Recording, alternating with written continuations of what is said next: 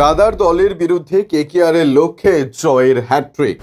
জানুন দুই দলের সম্ভাব্য প্রথম একাদশ।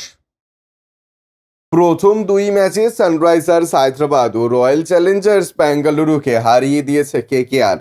প্রথম দুটি ম্যাচে ব্যাট বলে কেকেআরের জয়। একাধিক প্লেয়ার নজর কাড়া পারফরমেন্স করেছেন। সেই তালিকায় নাম রয়েছে Phil Salt, Andre Russell, Sunil Narine, Venkatesh Iyer, Rashid রানাদের।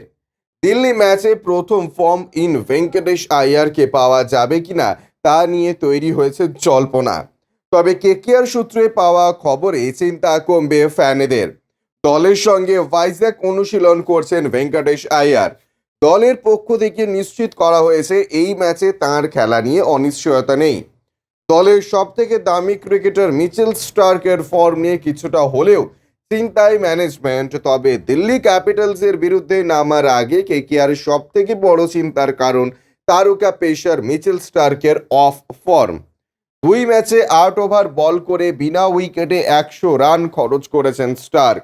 ম্যাচের আগের দিন সাংবাদিক বৈঠকে বোলিং কোচ ভরত অরুণকে প্রশ্ন করা হয় স্টার্কের ফর্ম নিয়ে। তিনি বলেন, স্টার্কে বিশ্বের অন্যতম অভিজ্ঞ বোলার হতে পারে। প্রথম দুই ম্যাচে ও ভালো বল করতে পারেনি, কিন্তু ও খুব তাড়াতাড়ি সেরা ফর্মে ফিরবে। বোলিং কোচ বলেন, আমার এই ধারাবাহিকতা বজায় রাখতে চাই। দলের সবার মনোবল খুব ভালো। জয়ের থেকে ভালো ওষুধ তো আর কিছু নেই। আমরা এই জয়ের ধারা এগিয়ে নিয়ে যেতে চাই।